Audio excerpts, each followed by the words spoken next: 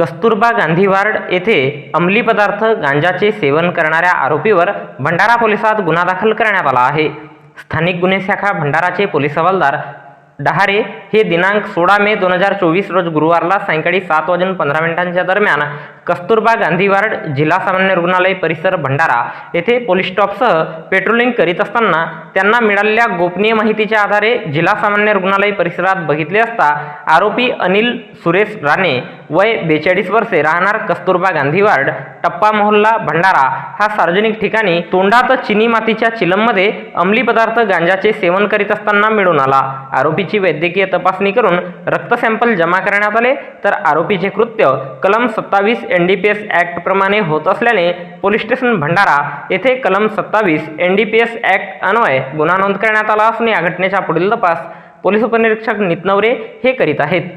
तर याबद्दलची माहिती भंडारा जिल्हा पोलीस दलाच्या वतीने दिनांक 17 मे 2024 रोज शुक्रवारला एका प्रसिद्धी पत्रकाच्या माध्यमातून देण्यात आली आहे।